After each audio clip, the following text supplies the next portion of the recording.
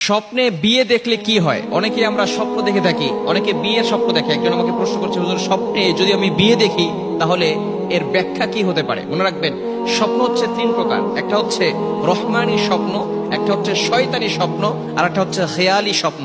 রহমানি স্বপ্ন মানে হচ্ছে আল্লাহর পক্ষ থেকে যে স্বপ্নগুলো আসে, ভালো স্বপ্নগুলো সেটা আল্লাহর পক্ষ থেকে আসে। খারাপ স্বপ্ন এটা শয়তানের পক্ষ থেকে আসে। আর একটা হচ্ছে খেয়ালি স্বপ্ন, আপনি সারাদিন যেটা চিন্তা করছেন এটাই আপনার স্বপ্নে বাস্তবায়িত হবে, অর্থাৎ স্বপ্নে আপনি সেটাই দেখবেন। এজন্য এই তিন ধরনের স্বপ্ন হয়।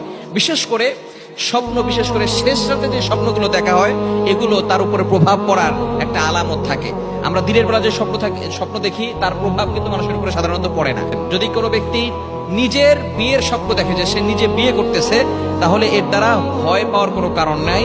আল্লাহ পাক রব্বুল আলামিন অতি শীঘ্রই তাকে সম্পদের মালিক বানাবেন, বলেন সুবহানাল্লাহ। আল্লাহ তাআলা অতি শীঘ্রই তাকে সম্পদের মালিক বানিয়ে দিবেন।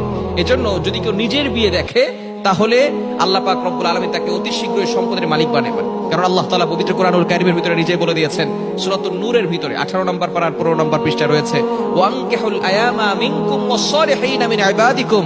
যদি কোনো ব্যক্তি দারিদ্র থাকে, গরিব থাকে এবং সে যদি বিয়ে করে, আল্লাহ পাক রব্বুল আলামিন বিয়ের মাধ্যমে তাকে আল্লাহ তাআলা ধনী বানিয়ে দিবেন, বলেন সুবহানাল্লাহ। এজন্য কোনো ব্যক্তি যদি স্বপ্নে দেখে বিয়ে করছে, আল্লাহ পাক রব্বুল আলামিন দ্রুতই তাকে সম্পদের মালিক বানিয়ে দিবেন।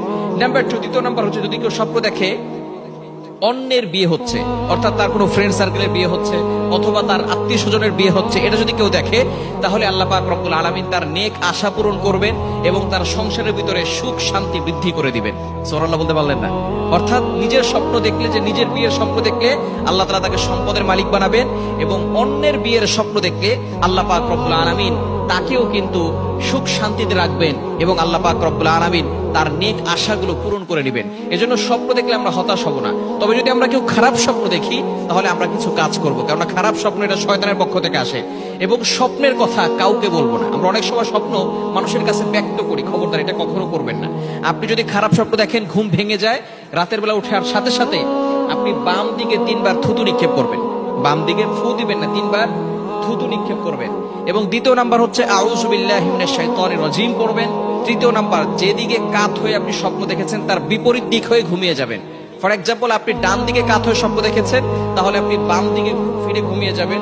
যদি বাম দিকে স্বপ্ন দেখেন তাহলে আপনি ডান দিক হয়ে ঘুমিয়ে যাবেন। এরপরে এই স্বপ্নের কথা আপনি কাউকে বলবেন না। ভালো করে মনে রাখেন, খারাপ স্বপ্ন দেখলে যদি কোনো হক্কানি আলেম হয় এবং যিনি স্বপ্নের ব্যাখ্যা করতে জানেন তার কাছে বলতে পারেন। এছাড়া আপনি কোনো মানুষের কাছে বলবেন না, কেননা স্বপ্নের ব্যাখ্যা যদি কেউ উল্টা পাল্টা করে ফেলে তাহলে কিন্তু এই স্বপ্নের ব্যাখ্যা আপনার উপরে প্রভাব পড়বে।